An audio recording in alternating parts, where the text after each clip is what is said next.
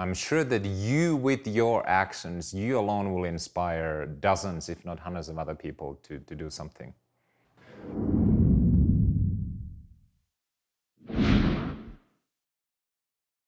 Santi production.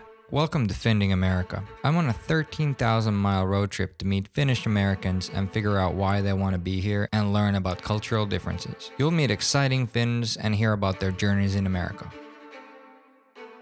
I made it to Colorado. Thanks, Pauli, for housing me a couple nights. It really helped. This morning, I woke up at 4 a.m. and drove to Aspen. Through the mountains, through the snow, the Subaru made it. It's always been a dream of mine to go to Aspen. Well, wonder why. We gotta get out of this town! Yeah, and go where? Where are we gonna go? I'll tell you where. Someplace warm. A place where the beer flows like wine. Where beautiful women instinctively flock like the salmon of Capistrano. I'm talking about a little place called Aspen. In today's episode, we meet Sami Inkinen. He and his co-partner founded Trulia, then sold to Zillow for $3.5 billion, and now he is curing the planet from diabetes type 2. Tune in for this episode where we talk about Finnish culture and how it is to live in America. Take the first step, take a risk, and start something. Oh, before we get on with the show, it would mean the world to me, and it would help me creating content like this in the future if you could subscribe, smash the like button, and maybe share this with a friend. See you next time. First of all, thanks for having me. I know you're insanely busy, so I really appreciate you taking the time for this. Yeah, thank you. I'm very excited to support your project. For someone who's never heard of you, how would you introduce yourself? Well, it depends who's asking, but I'm a Finland-born entrepreneur living in America, and professionally, currently the CEO and co-founder of Virta Health. Virta happens to be a Finnish word, Virta, and father of 2 little girls, and married, and yeah, that's how I would introduce myself.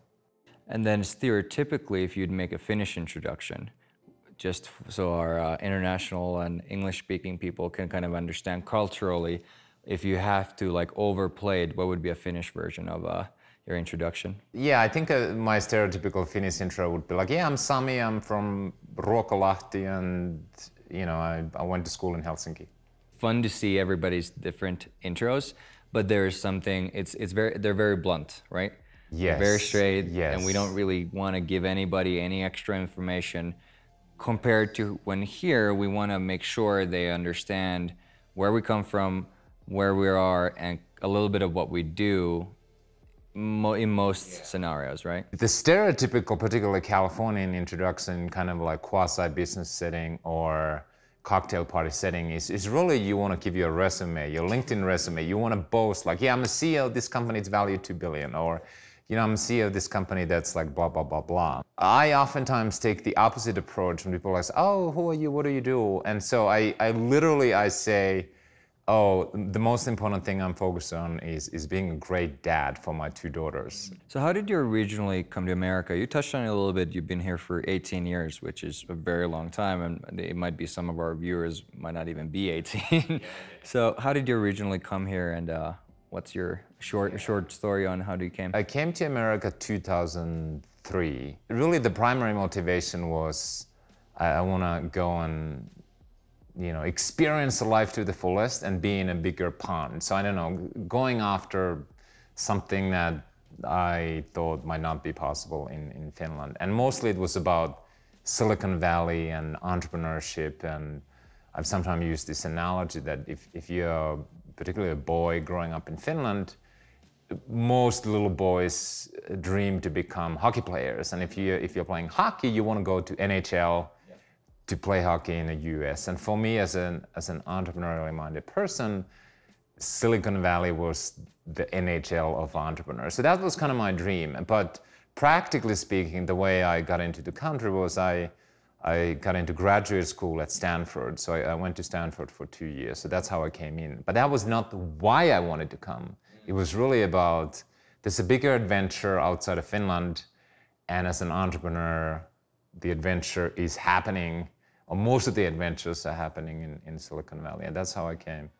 Where did that inspiration come from? Did you have I know you didn't, but it's an American saying, I guess, did you have a lemonade stand back home in Finland, or did you already as a kid start hustling newspapers, or what was your kind of way to the hustle? So I grew up on a farm in Ruokolahti in Finland, so I didn't have a lot of direct examples of people who go and start companies and build things. But whether it was nature or nurture, and I can't tell which, I've always been kind of dreaming a lot about what could be possible, what should be possible, how could I build a product around this, or service, or sell. So even from like an 8, 9, 10-year-old, I was always thinking like, what could I do and what could I build? And you know, I ran one of the first pre-internet BBS, so bulletin board systems in Finland, and you know, I charged some of my users. So that was just one example of I was tinkering. So I've always been dreaming and thinking what could be possible. So I think I've had that kind of an entrepreneurial, I don't know, wiring or gene in my body. So that was one. But then once I moved to Helsinki and went to university, soon after I did start my first company in Finland. As part of that, I lived in Singapore and Hong Kong, and I was in my early 20s. So I had already done entrepreneurial things. And then I came back to Finland, and it was kind of the natural next step, which was like, whoa, I came from Ruokolahti, from a farm to Helsinki. I was a little bit in Hong Kong, and it's like, what's the next thing? What is the NHL of this game? And that felt like America was that place. Do you have any pet peeves in America? What are my pet peeves? Well, I certainly try to be very like understanding and compassionate. That may sound fluffy, but I just try to be very understanding of anybody's behavior, even if it's kind of crazy. You know, driving car in any kind of it is ridiculously dangerous, not just for the person themselves, but others. And people don't use blinkers. And I'm always like telling to my American wife, I'm like, you would not pass a driving test in Finland.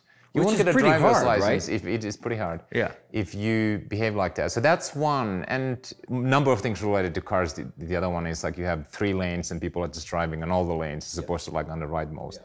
So traffic is one, and people's behavior, which I find like erratic. I do think the second one is like, it's kind of makes me even feel icky here a little bit, is the obsession about money and get rich schemes. And it is over the top. Now you could say there's a lot of positive benefits that has come with it, but it's a very, very kind of money-centric culture and value system, to the point that it kind of feels a little icky. What makes you want to stay in America? Because now we know it's not insane wealth. Of course, it's great to generate wealth, and it's easier to probably run a company when you have, you know, funds to run a larger, and for you to change the world with everything you do, it's easier when you have more funds to do so. But is there something that keeps you here in America? Yeah, I guess it's sort of a push and pull. One, I don't have a compelling reason to leave. So that's like, once you are somewhere and everything's kind of functioning and working, I don't have a compelling reason to leave. Pretty much everything I have, other than memories and very, very few family members, is here. Like, my wife is American, so we married here. We have children here. My professional network is here. Most of my friends are here, and 18 years, you build pretty deep relationships. My ability to build things and change the world and do something positive, create something, whether it's a company or product, my toolkit and the networks I have, it's here to make all that happen. How do you spend your free time? What free time? I feel very, very lucky. Very, very lucky that I feel like I've never worked a single day in my life. Ever since I was a kid, I've been busy doing something all the time. And I love doing things, but it's always been like, oh, that's an exciting project. That's an exciting thing to build, even if I don't get paid. Now, I've been fortunate that somehow it's been part of my job and I've had a salary or gotten paid. So that's one thing. And I feel like I've always been able to do something or decided to do something that's exciting and compelling and pulls me in. That said, how do I allocate my time? Because we have to allocate our time. So outside of sleep, which I do try to prioritize, one is family and my kids. I try to make them a priority, which, you know, of course it's always a trade-off. So that's one. Second one is what I don't call work, but it's creating and building something that helps other people. And right now, it's Virta Health, which is the company that I've been scaling to cure or reverse type 2 diabetes. So that's that. And then the other time outside of that, I would say, you know, sports and adventures and endurance sports is a big part of that. Oftentimes I do that with friends, so I get this social interaction and spending time with friends there. I am a curious mind, so obviously when you're building a company, you kind of tunnel visions, you have to be very focused. But I try to read and learn new things pretty much every day. So that's another thing that just gets me excited, learning new things, new science and new discoveries and those type of things. What are some of your core habits that keep you going? You keep a diary. You kept 20 years of your fitness data, which is incredible. Yeah. Not just the fact that you're doing it, but the fact that you kept doing it. That's the part that I like. Consistency is what I admire from that. Yeah. And then the gratitude part is something that I'm really interested in, because I've had a hard time, because I feel like I just list the same things. I'm grateful for being healthy, my family and my friends. Yeah. But if I write that every day, am I stopping to smell the roses there, or what? Do you have any thoughts on how am I doing it wrong, or what's your way of doing it? One of the things I write down every day is basically a very simple gratitude journal where I write down 3 things that I am grateful for. And it could be something very, very, and oftentimes it is very, very small. Things like, oh, the beautiful sun rays that came between the clouds yesterday afternoon, or seeing the yellow leaves on a tree, or the way one of my daughters said something. So very, very tiny things. And to me, it's, you know, I've been doing this for more than a decade now. Yeah. It's just a way of wiring my brain to focus on the little good things, as opposed to the 1 million little nagging things that you could focus on. In the morning, you fill your cup with something. You know, you probably wouldn't fill it with poison or gasoline. You wouldn't put those into your body. Maybe water, maybe coffee, whatnot. But you fill your cup with something. It's the same with our brain. I don't want to fill my brain with negative thoughts. And one way to make sure that I fill it with positive thoughts is a gratitude journal. And the other one is like choosing what you read. Like if you just read a regular newspaper, that's like a guaranteed way to feel pissed. Because news are bad things that kind of evoke your emotions. So the only thing I read every morning is Scientific American. Oh, wow. Only thing, because it's scientific discoveries, I'd say 90% of it, just as an example. So I'm very conscious of what I put into my brain. It's kind of like a cup that I fill. You know, some people who know me, they're like, oh, you're very regimented, you have all these fixed things you do. I actually think that routines allow flexibility and kind of free flow. And routines allow me to get a lot of stuff done. So I have like a morning routine and I do certain things, and then there's like, you know, empty space for whether that's work or creative work or whatever. But I do have a lot of routines that allows me to kind of simplify things. Like I don't do that. There's a lot of things I don't do that regular people do, which is why I have time. It also, when you have routines, you don't have to think about everything. Like my morning workout happens, my meditation happens, my gratitude journal happens. I know what time I start to work, and things just happen, and then I can fill those spaces with something interesting that I'm working on. So I do have a lot of routines. I want to touch briefly on some of your wildest things, because you've done some wild things. You rode from San Francisco to Hawaii, and not only that, you broke a world record.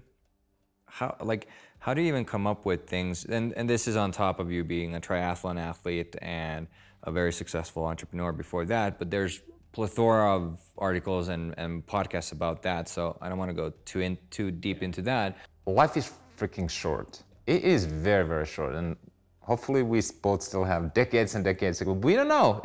It's a roulette. It may end, hopefully it doesn't end short, but like it is a roulette. Life is short, And yeah, knock on wood. It's really just like a play, like make most out of it. Like, of course, we can sometimes serious, we need to have a job and make money to buy food, but like life is a freaking play. Make most out of it. Like people build rockets to fly to Mars. Bunch of people in America now have companies. You know, I'm reversing diabetes, whatever. So the one thing that I'm trying to be very conscious of it is like, I can make almost anything out of this game called life. And so I want to do exciting, fun, little crazy things. And obviously I don't want to take crazy risks to die young. But like, that's one of my mindsets. Like, it's just a game and you set the rules as long as they're ethical and morally sound and all that stuff. But it is a game. So I just get a lot of ideas of things to do. And this row specifically, which was, I guess we ended up rowing 2,800 nautical miles, which is, you know, more than 3,000 miles, so about 5,000 kilometers from California to Hawaii across Pacific Ocean. I actually got that idea driving in a car on Highway 1 in California from Santa Cruz to San Francisco after a triathlon race. I was like, whoa, it would be pretty amazing to row across that ocean where all you see is blue. Did you set up to break a record, or that just happened because of it just worked out that way? Yeah, well, the main purpose of the trip was to raise awareness around the dangers of sugar and healthy nutrition. So that was really the main thing, that how can we want to show the world, and particular kids, that you can exercise 16 or 18 hours a day, like very hard, with no sports products, sports drinks, bars, sugar at all. So that was kind of the main purpose. The idea was, let's try to also go as fast as we can, because this is not a holiday cruise. This is like 1 million oar strokes of rowing. And so the intention was to go as fast as we can. And yeah, we ended up breaking the world record, which was it's a nice bonus. So let me ask you this. How do you define success? I'm actually pretty specific about it, because I've literally written down in writing what I call an inner scorecard. So different dimensions, things like be kind in every interaction with other people, be a good parent and present parent and spouse, try to do things that help other people improve their lives, make life fun and play. So I basically have defined an inner, like literally it sounds, seriously, you doing that kind of stuff? Yeah. Like written about a dozen things of inner scorecard, and then I look back to it oftentimes once a week, at least once a month. And so, did I live this week up to this card? And you know, it's just my own definition of how I'd like to live my life for years, for decades. So that's how I define success for myself. And who knows, maybe I'll adjust it over the years, and I have adjusted it a little bit, but that's kind of my definition of success for myself. So if I live up to those expectations, my own expectations. Yeah. Oh, you're very hard on yourself. If you don't live up to your expectations, or if something happens where, you know, you get mad at someone for any reason and then you weren't that kind, or how do you deal with that inner voice that at least I know I struggle with, is, you know, being very critical of myself? Yeah, well, I think one of my mental defects has been, which probably has been driving me a lot, is that I've been ridiculously hard on myself, like crazy hard. But that's one area that I'm constantly working on not to do that, because obviously it can be productive if you harness this sort of self-discipline and beating yourself for a good thing. I think if your energy comes from creativity and love more than, I don't know, fear of failure or beating yourself, it's a much more sustained source of energy. So yeah, I'm pretty hard on myself, but that's definitely one of the things I'm consciously like, hey, okay, you tried your best. That didn't go exactly how you wanted, so what can I learn? But how do you define failure? I honestly don't think there's failure. Like what's failure? It's life, and sometimes I expect bigger things that materialize. So I'll give you an example, like when I was really racing triathlons, and still I do a lot of sports and some races. When I went to a race, every single race, after the race, I don't care if I won or was third or the last, whatever, I wrote down 3 things. Like, what are the 3 things I can improve for training or preparation or the race time? Every single time. Like, I didn't care. Like, of course I enjoyed the race and it was nicer to win than be a third or whatever. But I just took this approach of like, it's just a life experience. And if I care about this thing and I care about becoming better, what are the 3 things I can improve next time? And then you repeat that, I don't know, 10 times a year, over 7 years, that's 70 opportunities times 3, 220 ideas to improve. So I mostly think of life and business and all things like kind of like that. Who was your first supporter when you started your first business? Well, I guess the first supporter is co-founder when you start. Like that's kind of like you have 2 people and you come together and you both believe, then that gives a lot of energy. But in terms of financial partner, it is interesting. This taught me a lot about not necessarily America, but Silicon Valley, how it works. There was a gentleman called Kevin Hartz, one of the early folks behind PayPal and founder of Zoom and then founder of Eventbrite. He gave us a $25,000 check, $25,000 check without really any infrastructure in a company. He said, yeah, it seems like you guys are onto something exciting and there's something in you that you'd probably be successful. We didn't even have a bank account. No bank account for the company, and he gave it $25,000. So like, what do we? Wait a second. What do we do with this check? I guess you go to the bank and you cash it. So he was the very, very first investor, which was mind-blowing to me, that somebody would do something like that. But that is how at least Silicon Valley and a lot of other pockets of America work. When you have entrepreneurs and then you have investors and angel investors. And I have a very contrasting story, maybe like 6 months before that, with a Finnish person, and honestly, I don't even remember his name now, but in Silicon Valley, who came to me and said, oh, I can help you potentially find investors, you know, you fellow Finn here in America, but I want like a 10% cut of all the money that I can sort of introduce. So, okay. I was like, never ended up working with this person. You know, I'm a fellow countryman here in this big world called America, and like the first thing you're telling me is like, I can help you, but my introduction is going to be expensive, so I'm going to take 10% of anything. What, if anything, makes Finnish people unique? Same things that some people might say are like, wow, that's might be a handicap in some situations. I think one is grit, the sisu, the perseverance and not giving up. I do think we have that kind of, maybe in American context, we may call it work ethic and not giving up. So that kind of a grit, I think that's one. The other one is kind of truthfulness and saying few words, but what we say, for the most part, we mean it. What does it mean to be Finnish to you? In some ways, I try to avoid any kind of labels. I think the number one thing is like when people ask me where you're from or how you define yourself. It's like I feel very excited to share that I am Finnish and I have roots in Finland. Like it just feels, I'm definitely proud of it. Like how does that feel and what does it mean in practice? I don't know. I respect and value the Finnish culture, and maybe one part of it is this kind of the 2 things that I mentioned is the sisu perseverance and then like, yeah. Do you have an American dream?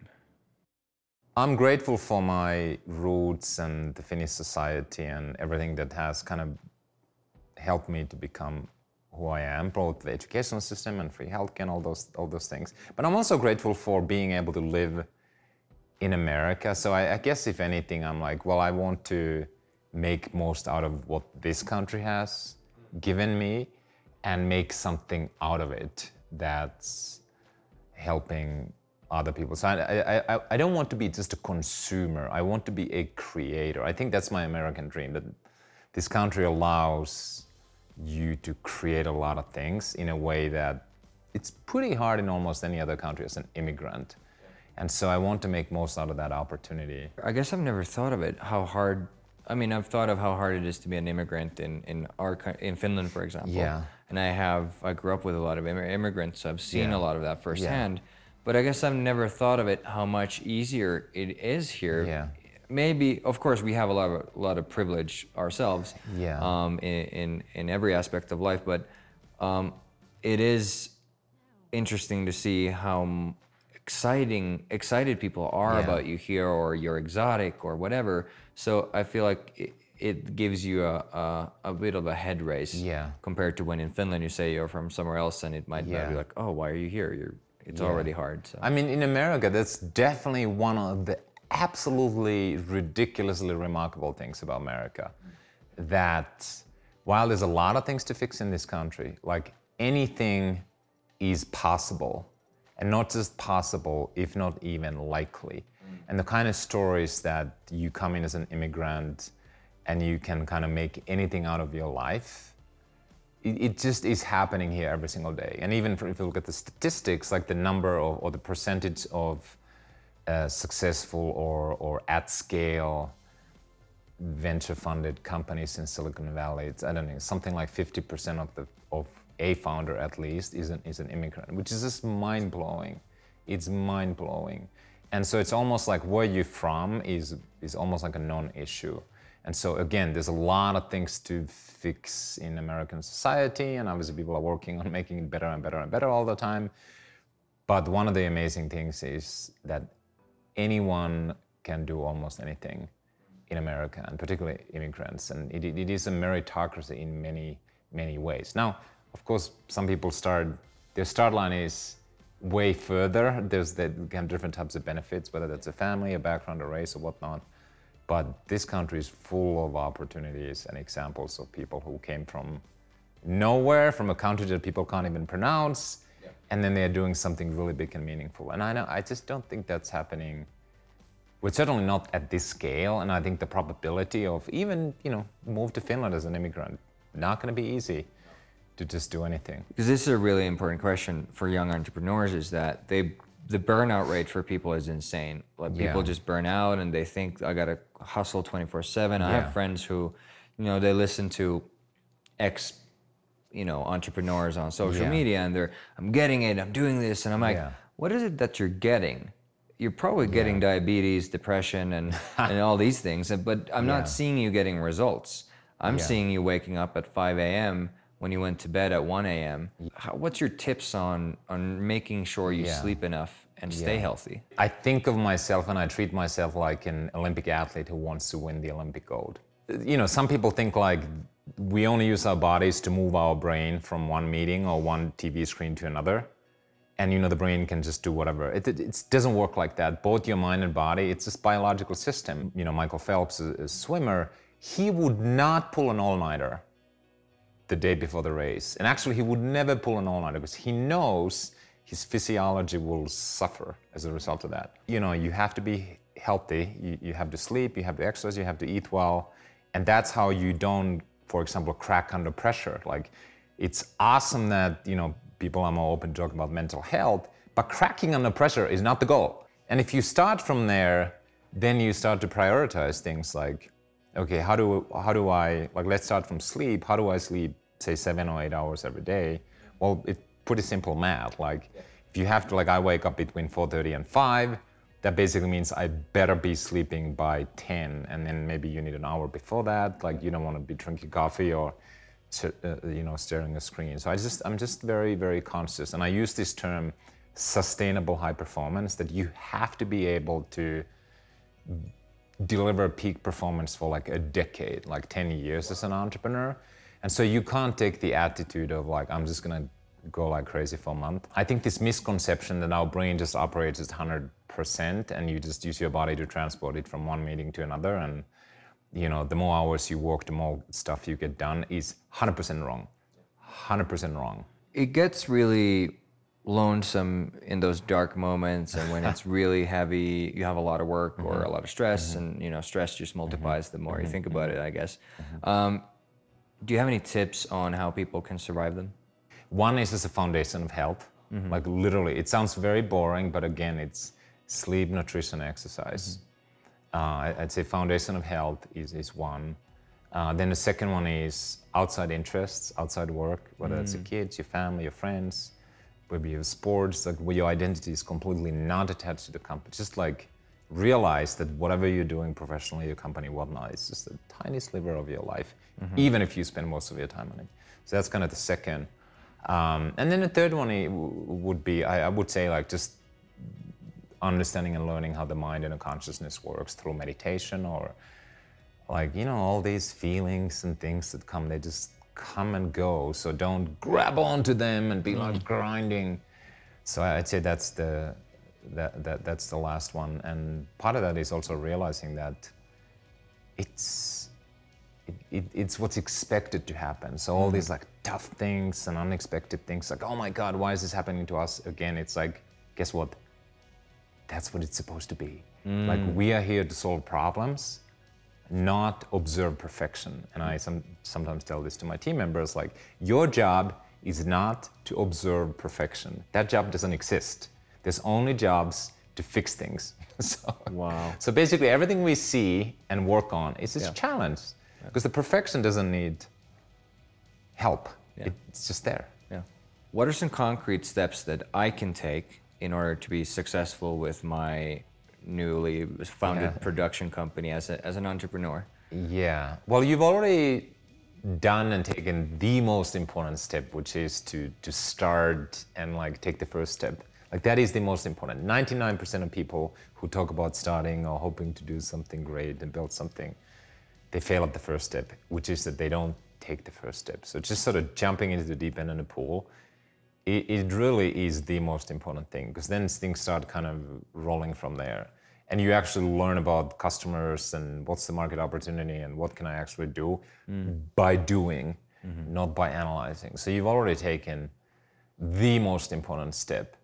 And then, I would say the second one is focus on delivering something valuable and useful for others or for your customers, and follow that kind of little thread. Like, when somebody's like, oh, we really like this, so we want more of this, and find that, and then just follow that thread and do more of that. The fun part of the process is you don't know where you're gonna end up in a year or two. You're like, I had no idea that X one was in such a high demand. And here I am, I'm the world's best person in doing X. And look at this, what I've done, and how many people I've helped, and how many people are like, paying me for this. And like, I can't believe this is my job. Like, I hope that's kind of the path that you'll go down. All right, word association. First word, blue. Finland. White. Snow. Sauna. Relaxation. Sisu. Grit. Black. October in Helsinki. Green. Summer. Coca-Cola. Diabetes. The Matrix. We might be there right now. Finland. Robot. Love. Family. And what would you have to say to the next generation of entrepreneurs? Take the first step, take a risk, and start something. Thank you for all the time you committed. For me, I really, really, really appreciate it. And all the thoughtful advice as well. Yeah, this was fun, and so happy to help you with your project. And I'm sure that you, with your actions, you alone will inspire dozens, if not hundreds of other people to do something.